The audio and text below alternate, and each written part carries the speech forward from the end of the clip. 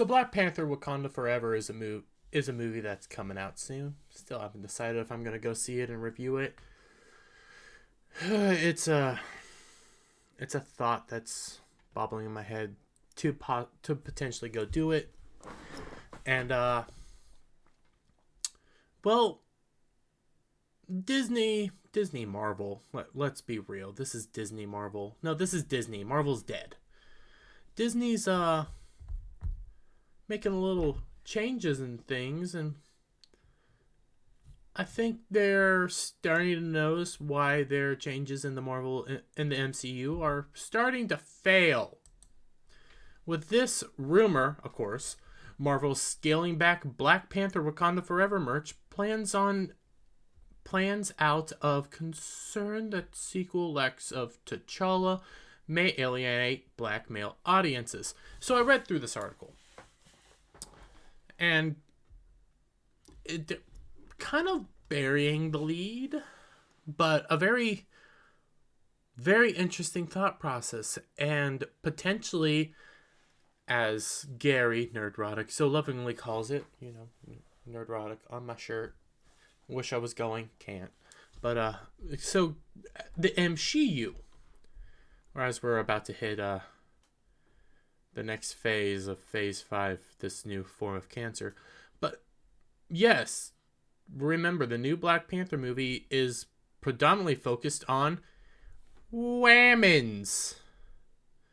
Because you got Shuri, you got your Dora Milaje, you got... Actually, I kind of like that character. You got some guy who's underwater who's supposedly Namor, but I don't see Namor. I don't remember her character. Plus, you have Riri Williams coming into the fold. You have other people coming into the fold. This is not being led the way Black Panther was led. Now, Chadwick Boseman was amazing. Chadwick Boseman. The only reason I actually kind of enjoyed Black Panther 1 was because of Chadwick Boseman's performance. Chadwick Boseman was pretty baller. And it was sad seeing him pass. But in times like these, you also have to recast people. And we're going to get into why supposedly they are not recasting him. Or why some of their thoughts are as they are. And it's weird. But also, again, this movie is very female-centric. It is very women-centric. Not a problem with it. But also you get articles like these. Mikhail Cole agreed to join Black Panther 2 because her character is queer. It felt important for me to step in. And I read through this article. And it's an article. It's a thing. But the thoughts here are what several people have warned.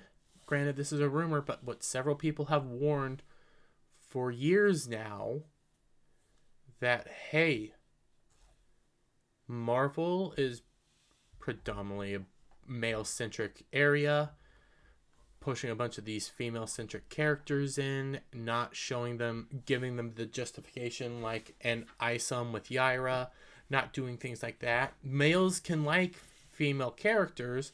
Predominantly, though, they're going to go for the male character. That's just how it works. And it doesn't really flip and things like that. And oftentimes, dudes kind of purchase dude products.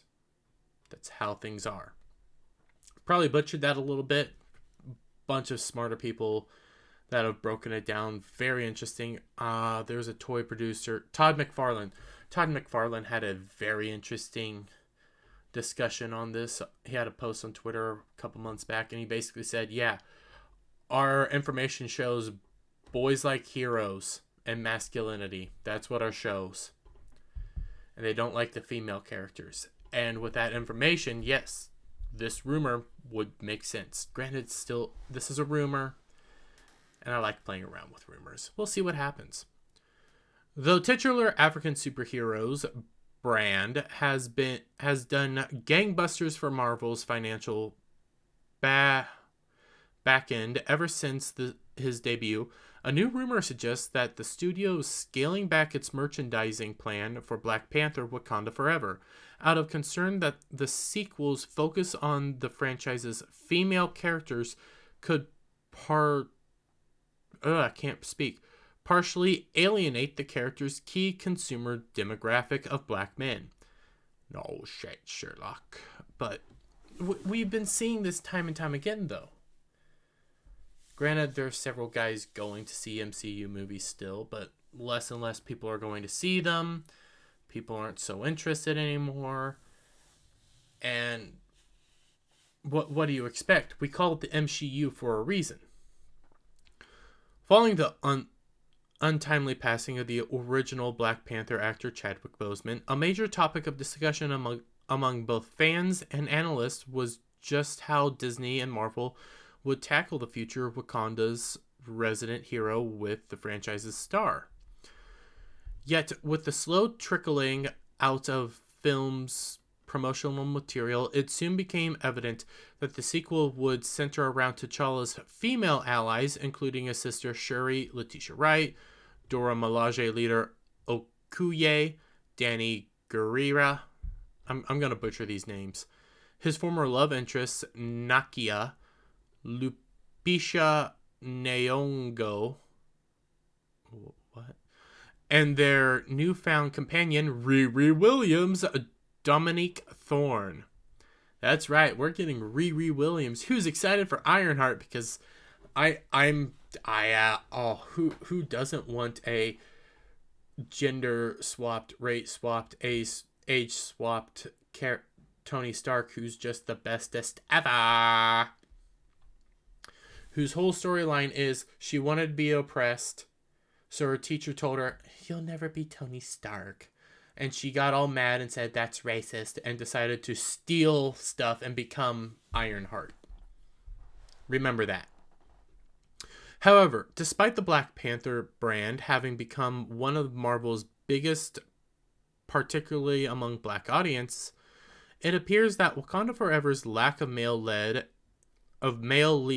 and to a certain extent Boseman's performance specifically, has the studio taking a far more cautious approach to the film's merchandising. According to alleged insider sources, whose insights were relayed directly to Bounding Into Comics by entertainment reporter and insider Valiant Renegade, many licensed production manufacturers have cut back on their Black Panther products versus their more standard mapping for their categories with respect to what they would usually do with a property within upcoming over $1 billion exposure push. This means either limiting Wakanda Forever's line depth, less scuss, and or small production runs, which entail higher per unit costs but reduces inventory exposure, he added. So if I'm getting that information right, and a lot of this is going kind of over my head, but the idea is they're either going, from what I'm understanding, they're either going to do it for a shorter time, basically shorter time overall, but either they're going to be pushing a lot for a short time, or they're going to have a decent amount at a higher price to shrink how much there is. So it's an idea, but going into the reasons why this rumor exists, and again, a lot of these are rumors, but going into them, yeah, it kind of checks out, and I kind of agree. Surprisingly, though, he admitted that those with the colder feet are those who bring the most value added to the product category, such as action figure manufacturers. Valiant Renegade then revealed that there's fear even extends to categories that relay on printed visuals to deliver the license, generally cheaper with less upfront cost loading. Recent projects have shown lowered returns, so the lower volume businesses case lower volume business case will likely be the most profitable once costs are all in, he said. In other words, should there be a huge merch breakthrough, which can vary significantly by category, well, manufacturers will just chase it. As to why this gets into a thing that I can't believe this is a rumor, but I cannot believe that this was said. As to why Marvel was expressing such caution with Wakanda Forever's merchandise, Valiant Renegade turned to supposed focus group finding and explained that the company's fears stemmed from the fact that Black Panther is not a property or a mantle, but rather a very specific character whose appeal is very male, even more than usual. Not a property or a mantle. Granted, these are coming from alleged focus groups, so we take there. How long have we been saying that, though?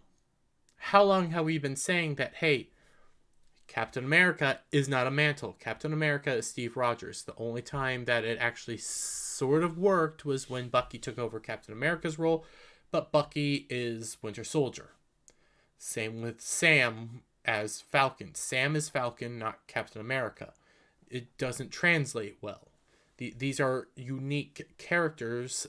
These are unique individuals. These are not mantles. Sam Wilson is the Falcon. Captain America is Steve Rogers. We've gone over this. These seem especially true with black men, surprisingly. I find this rumored focus group surprisingly interesting.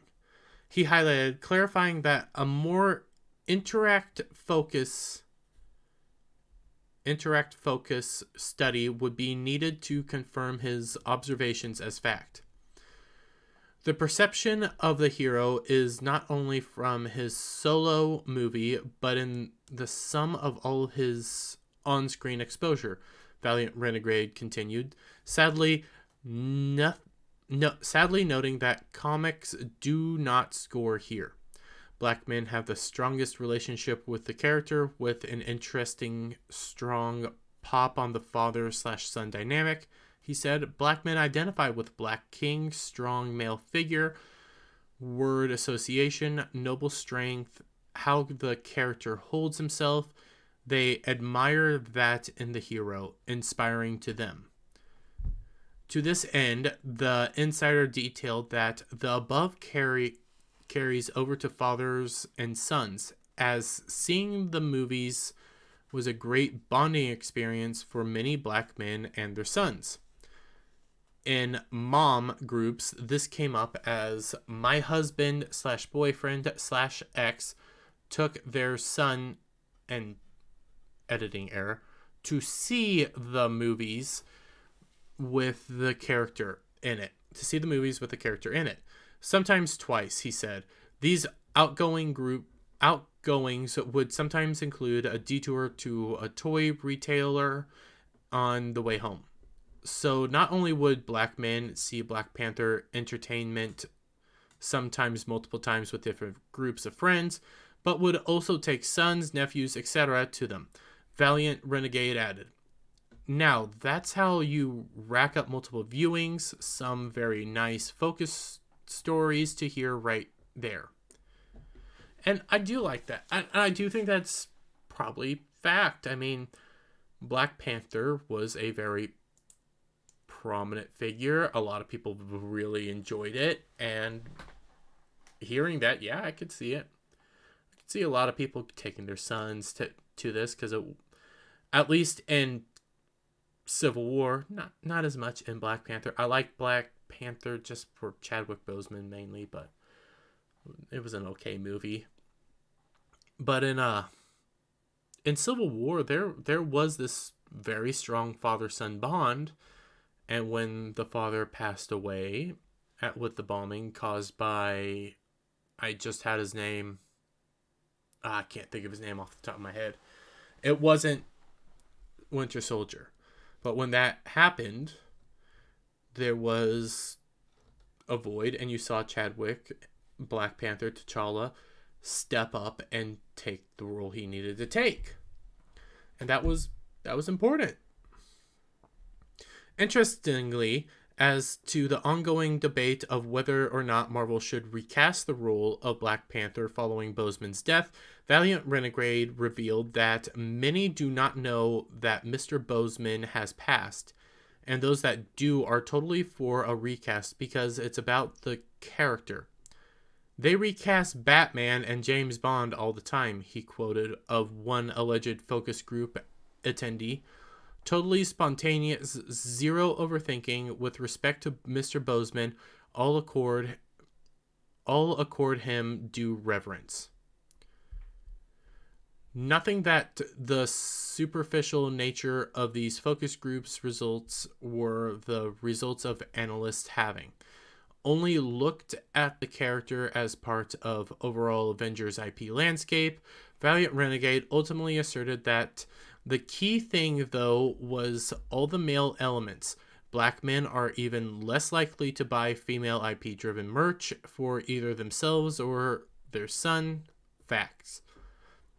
He informed us. Which I could understand that.